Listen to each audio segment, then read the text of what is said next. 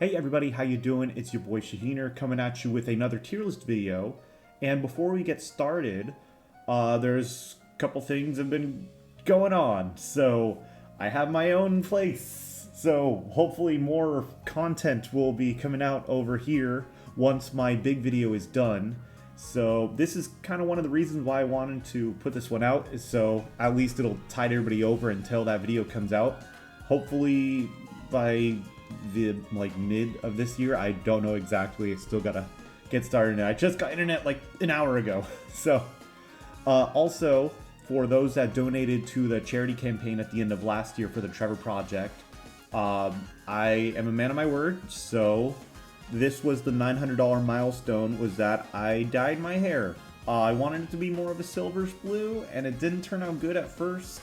And then I had it fixed up, and here it is.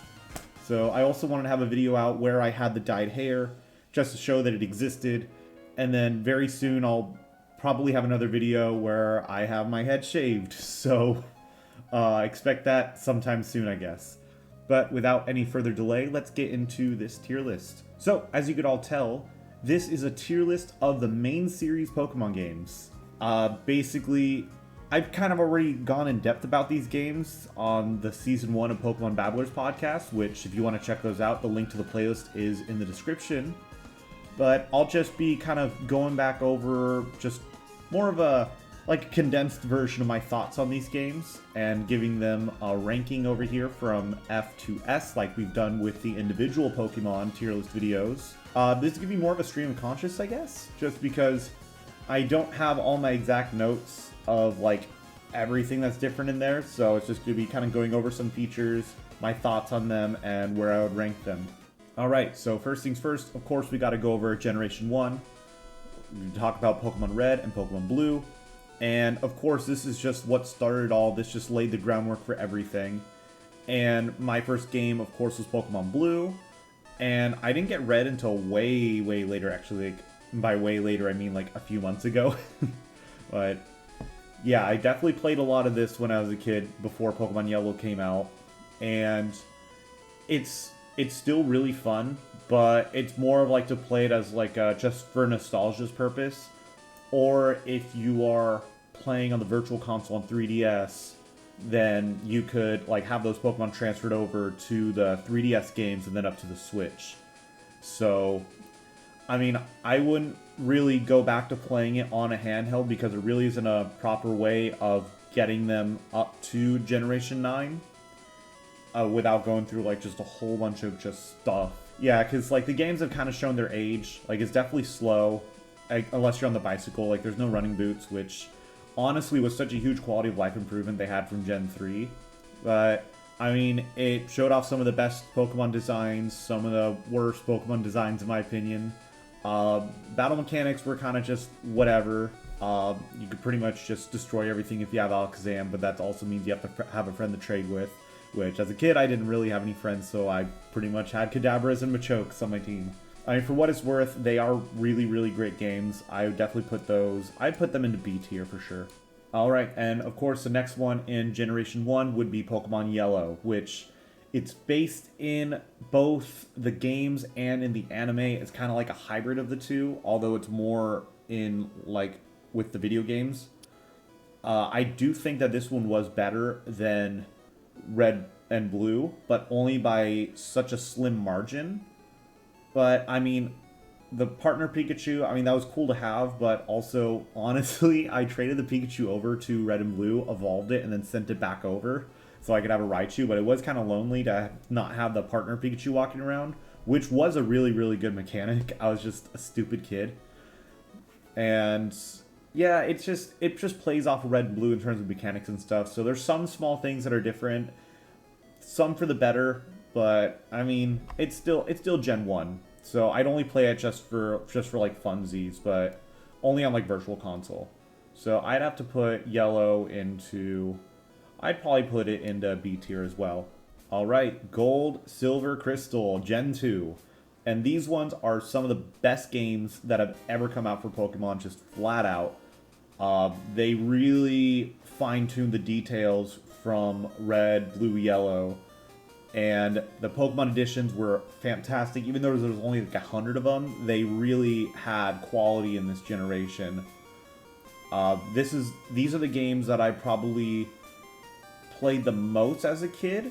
At least from what I can remember, I played Crystal a lot. I mean, I had Silver. I didn't have Gold until recently, and then I had Crystal after I got Silver.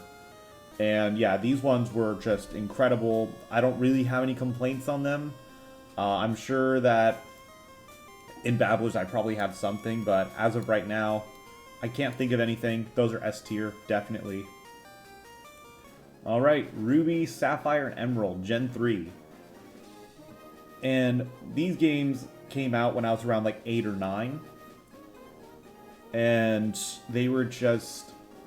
My god, when these games were coming out, I was so freaking excited. I think I was trying to play them on a Japanese ROM before they came out to the States. And it was just, so exciting to have them. I had Ruby, my brother had Sapphire, although he didn't play all that much as far as I know. And I never had Emerald. I didn't get Emerald until high school. But I didn't really play through it until a little bit later. But Ruby I played the shit out of. Yeah, it's just another fantastic generation. Another one where they really just like fine-tune things. And it just looks amazing. The music is some of the best that they've ever shown in a Pokemon game. Although, I do think Emerald is probably my favorite of the three. I think that's just, I mean, obviously it's the definitive edition. But I really do think that Emerald is the best of the three. I would definitely put Ruby and Sapphire. I'd put those in A tier, definitely. I put Emerald in S tier, that's no doubt, it's fantastic. Fire Red and Leaf Green, also in the Game Boy Advance, also part of Generation 3, but the remakes of Red, Blue, Green on the Game Boys. So, these games, I feel like, are the best way of playing Kanto games. I mean, where you just want the full experience of it. Yeah, they are just amazing. They even add more to it with the Sevi Islands. I mean, I wish that they could have, like, had a game just purely based off of Sevi Islands or something like that, where they expanded more off of Kanto instead of just being stuck in Kanto. I mean, beggars can't be choosers, I guess. I would definitely put Fire Red and Leaf Green. I'd put those into A tier for sure. Okay, Generation 4. On the DS, we have Diamond, Pearl, and Platinum. And I didn't have Diamond and Pearl, at least at first. This was at the point where it's kind of like in and out of things relating to like anime, mangas, Japanese pop culture. It was just, I was getting bullied for it at school and I was very self-conscious. So I just kind of like stopped like playing all this kind of stuff for a few years there. I did get back into it with Platinum, but I tried playing Diamond and Pearl around that time, and I just realized how sluggish it was. It was super, super slow. I mean, yeah, there's a lot of content in Diamond and Pearl, but, I mean, Platinum is, like, easily the best one of the three. I think most everybody could agree on that one. I mean, I would probably put Diamond and Pearl into B tier. I would put Platinum in S tier, though. It's just, like, it just has everything perfect going on for it. But, of course, now we have to talk about Heart Gold and Soul Silver, which are my personal favorite Pokemon games ever. They are just absolutely perfect in every way, shape, and form. They just took everything from all the previous games and just perfected it. It has an even more expanded version of Kanto than they had in Gold and Silver. It adds even more to it, like more routes and more Pokemon to catch and more legendaries, and just everything was just perfect in these games. I honestly don't think I have a complaint about Heart Gold and Soul Silver. No doubt S tier. If I put anything else, I'd just be lying. Okay, Generation 5. We have Black and White at first, and these games were great. I really, really liked Black and White. And I know that at first people weren't too crazy about them, and I think maybe it's just like people are just getting burnt out of Pokemon games every year. But they really stepped it up on these ones. I mean, honestly, thinking about it, I'm wondering like how Heart Gold and Soul Silver would have been had they used the engine from Black and White and just had everything set based in Gen 5 instead of in Gen 4, and like how interesting that would have turned out. But I digress. Black and White were great. So many Pokemon in these games. Overall, at this point, I think we're at like 649 Pokemon. And it was just so expansive. But it did get perfected in Black and White 2, in my opinion. But for what it's worth, I would throw Black and White into A tier, definitely. Yeah, those ones are great. But yes, like I said, Black and White 2, these ones are the perfected versions. And they are the first official sequels of a main series Pokemon game where they actually have the number on them. And I think they're the only ones that have a number on them. And oh my god, these games are so good. I sunk so many hours into Black and White 2. And also, it was kind of weird though. It was like in that interim of like being in between the DS and the 3DS. So there was the Dream Radar app that was on the 3DS, and it would connect to Black and White 2 from the DS. It was really weird on how that kind of worked, but I mean, it did. It was kind of cool that it added on top of that. But I feel like that they're just trying to churn this one out because they just needed something to tide them over until X and Y came out later on. But I mean, for churning out a game like this, I mean, they did pretty good on it. I would put those in S tier easily. Okay, now we have Gen 6, X and Y. And these were the first games that were in 3D. Although that's like with an asterisk because it's just like, it's limited 3D. And they were fine. I mean, they're probably my least favorite main series Pokemon games, honestly. They were alright. I just felt like the story was bland. It was slow. I really didn't like Team Flare. And most of the Pokemon were super forgettable. It was just mid. Like, it wasn't bad by any means. It was just mid. Although I heard that the competitive scene on X and Y was flourishing at this point, which is great, but I don't really play competitive, so I don't really have a dog in that fight. But yeah, I'd put them in the C tier. So now we have the remakes of Ruby, Sapphire, Emerald. We have Omega Ruby and Alpha Sapphire on the 3DS. And these ones were really fun. I think I only played through it maybe like once. And I just want to get back into it, but I'm just so, like the idea of that big video that I have has just been manifesting in my head, where I just want to get it done before I play any other games for fun. Yeah, the first Pokemon games I want to play when I get back to it is Omega Ruby, Alpha Sapphire. I really, really want to play them again. And yeah, it expanded more from everything else, but I don't think it was as ambitious as Heart Gold and Soul Silver, although it did make a really, really good attempt to just like make itself stand out. I would definitely put these ones into A tier, although that could possibly change when I replay it. That way I have more of a like formed opinion, I guess. Next up, Generation 7, Sun and Moon. And these games were just fine. It was like they were good for what it's worth. It was definitely better than X and Y. Definitely one of the better games on the 3DS. But I feel like that there was something lacking. I feel like maybe in hindsight after playing Ultra Sun, Ultra Moon, that it just felt a little bit lacking. Although there were so many Pokemon in this game. Although, I think with Gen 6 and Gen 7, they're only adding like 80-ish Pokemon, maybe like 60 to 80 Pokemon per generation. These were the last generations where they had all the Pokemon up until that point in one game, before they decided to pull the rug out from under us. Yeah, for what it's worth though, I did enjoy Sun and Moon. I'd probably put them in the B tier. Although Ultra Sun and Ultra Moon, they're pretty much the same games, although they just slightly added more to it, and it just puts it that much over Sun and Moon. Just by a slim margin, I'd probably put Ultra Sun and Ultra Moon. I'd probably put those in a B tier still. But if I had to like pick between them, I would say if you haven't played them, play Ultra Sun and Ultra Moon. Those were really the best ones of Gen 7. Alright, now these are the first games that came out on the Switch. So we have Pokemon Let's Go Pikachu and Let's Go Eevee. These ones are really weird because they're like a hybrid of the standard games that we know. Like, it was based off of Gen 1, so Red, Blue, Yellow. But it also had elements from Pokemon Go on mobile devices. And it worked in a way where it honestly was more enjoyable than I thought it was going to be. When I first heard about it, I was not sold on it. And then once the game started getting closer and closer, I mean, I had it pre-ordered because I had a discount with Best Buy. And then I got it and I played it. Honestly, I really liked it, like way more than I thought I would have. And the one thing that frustrated me, though, I mean, there's a few things that frustrated me about it. I mean, first, that it was just Gen 1 only. I mean, of course, they added Meltan and Melmetal, but they had to because Pokemon Go. Also, it was just the Kanto story, and there really wasn't anything else to add on to it. And I hate motion controls. Trying to catch Pokemon when playing in desktop mode pissed me off so bad.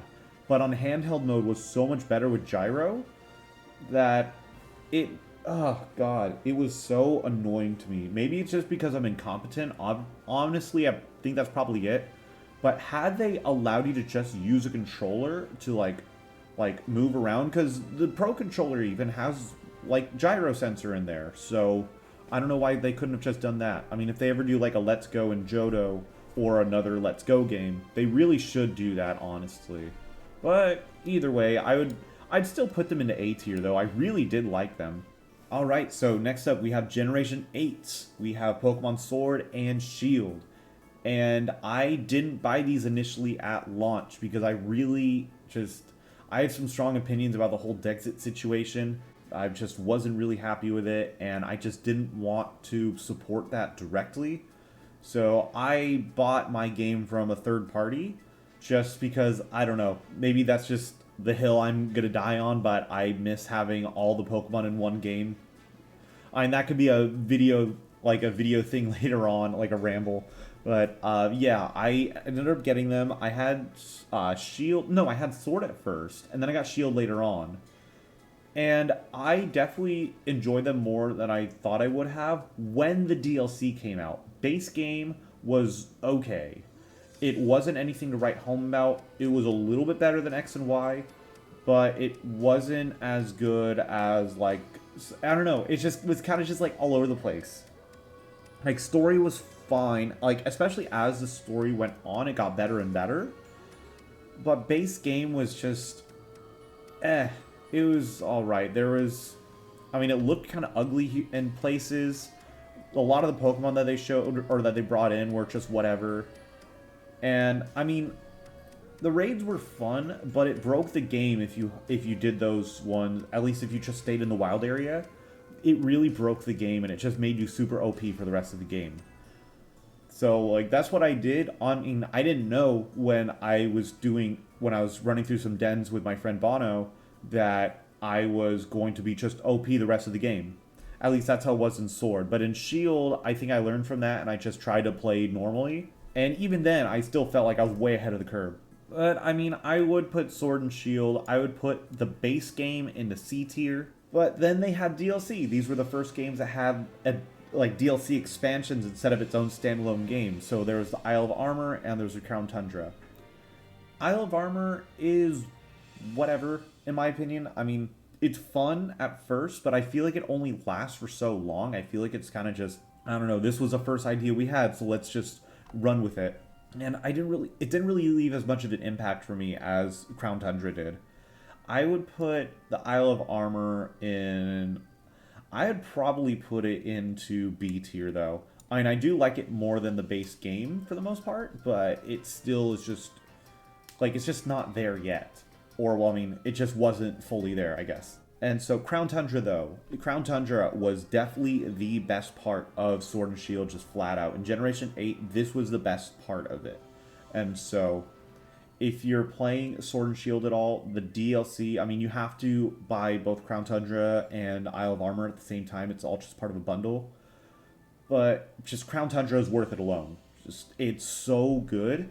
And Dynamax Adventures on there, like, I mean, the story is great. The new Pokemon that they introduced were good. But the Dynamax Adventures is the best, especially if you're going to be playing with friends or if you want to just hunt shiny legendaries. This is the game to go for. And I would absolutely put Crown Tundra. I would put that into A tier, definitely. Okay, next up, we have the remakes of Diamond and Pearl. We have Brilliant Diamond and Shining Pearl. And I am so disappointed with these ones. Like most everybody, they were so just by the numbers, just a one-for-one remake. There's almost no point of doing it. This was also the first main series Pokemon game that wasn't developed by Game Freak directly. They subcontracted Ilka, who developed Pokemon Home. to make these games, and they weren't really given any creative liberties from what I've read. So it was just basically keep it exactly as Diamond and Pearl. And there's some nods to Platinum in there, but nothing that really makes it feel like that. It didn't feel like the definitive version. It just felt like people want a Diamond and Pearl remake, so we're going to give them that, but with no extra embellishments. And it was just so disappointing, honestly. They could have done so much with it, because especially like Diamond and Pearl originally were going to be considered the like ultimate Pokemon games. And these just, especially if it was going to be considered ultimate, I feel like that this, especially with the Switch's just expanded hardware and storage and stuff compared to handhelds, of course, that they really could have just made it a grand game, but they just didn't. And I'm very, very sad about that. I would probably put those, I'd put them into C tier. Or actually, no, I'd put them into D tier, honestly. Yeah, they're just, get them on discount, if anything. Get them when they're like half off. But don't buy it at full price. It's not worth it at $60 when the original games were $40 and they had the same exact content pretty much. Okay, next up, the last game of Generation 8, which was Pokemon Legends Arceus. Yes, it is main series. It has been confirmed. So anybody that disagrees, I mean, like, to each their own, but that's canon. Because I have some friends that call this game like a tech demo, and I mean, I could kind of see it in some aspects, but no, it's main series. It's everything is happening in it, and I personally like these ones, or this one, quite a bit. And it's very different in terms of just gameplay and how it goes. It's not really focused on battling. It's focused on like catching and exploring the worlds that they have. Because there's like 5 like open levels, I guess if you want to call it that. It's not an open world game like people were originally calling it. It's open level. So there's like 5 areas you could go to, and it was really cool. I had a lot of fun with it, and especially shiny hunting on this game was so freaking easy. And they actually made it nice to when if you go past a shiny Pokemon, it would do a chime on there. So that would be really nice in case if you happen to miss something. I definitely sunk in over 100 hours on this game. I really, really liked it. Although it is not my favorite because it just felt like it was stripped down with the battling, and I think that they could have done more with that. I would have to... Also, performance issues were kind of cringe in some parts. But I would put it into A tier, definitely. I would put it into A tier. Or actually, no, I would put it into B tier.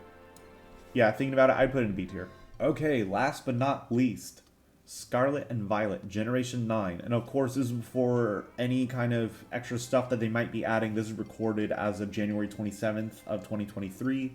So if they've introduced anything since the publishing of this video, I don't know about it. I'll make an addendum video later on if they do. But yeah, Scarlet and Violet, which these games were like, I was super hyped about them at first, and then as the release date got closer and closer, you really see the cracks starting to like form on there. And the performance, I mean, everybody's been talking about it already, and I'll just let that out first. So performance, it runs like shit. A lot of textures look bad in this game. It just looks ugly. It runs terribly most of the time. There are some parts that do run okay, but my god, is it just... It's just a trash heap in terms of optimization, and they really need to, like, get some... Like, they need to let another developer just take over at this point to, like, optimize these games for the Switch, because, like, they have a lot of ideas, but it just isn't optimized well. I mean, aside from performance issues, the game itself, it's actually really fun. And I had a blast playing Sword and Shield so far. I beat through the game. I have a living dex already, and I've been doing some shiny hunting here and there. But I mean, with the moving and all that stuff, I haven't really done too much lately. But it's been fun, and honestly, I kind of been using the sandwich mechanic quite a bit now, especially with shiny hunting. Because, like, with Curry and Sword and Shield, I didn't use it, like, at all, until I was getting Keldeo in the Crown Tundra. But with Scarlet and Violet, I've been using sandwiches constantly in there. And the Pokemon that they introduced, for the most part, they're all really good. The only gripe that I have right now, other than performance, is that there's no notification or chime when you see a shiny Pokemon, and it's really annoying. especially because with all the new Pokemon that are introduced, you have to like remember all these new ones too. And so some of them, and a lot of the shinies are so garbage in this game, where like it barely has any kind of difference. It feels like almost all of them have taken influence from like Gengar and Garchomp on how to have just a bad shiny, and it's just really disappointing on that front. But other than that, the story is probably one of the best that they've ever had in a Pokemon game. I've had a lot of fun with just the open world of it, and that there's different branches that you can go with like the Titans and Team Star, and with the Pokemon League. Everything was great about it. And also, I do wish that they allowed you to go back and fight the Elite Four, but oh well. Hopefully, if they add any kind of DLC or patches to this game, that it makes it run better. But until then, this is what we got. And for what it's worth, I mean, at this state, I would still put it in a B. I'd still put it in B tier. But if they if they get it to be optimized better, or at least fix the performance issues, I could see that going up to A tier. But right now, I would keep it in B.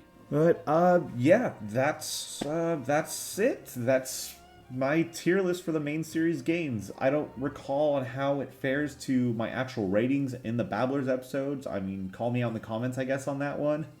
And also, let me know what you think about these games, too. Let me know which ones are your favorites, which ones are your least favorites, if you agree or disagree with me. I do have the tier list linked in the description below, so if you want to check that out. Also, if you haven't already, make sure you like, comment, subscribe, you know the whole YouTube deal. And yeah, let your friends know about the channel over here. I've been loving making these videos, and I can't wait to get back to it. But until then, thank you so much for watching. I will catch you all in the next video. Peace.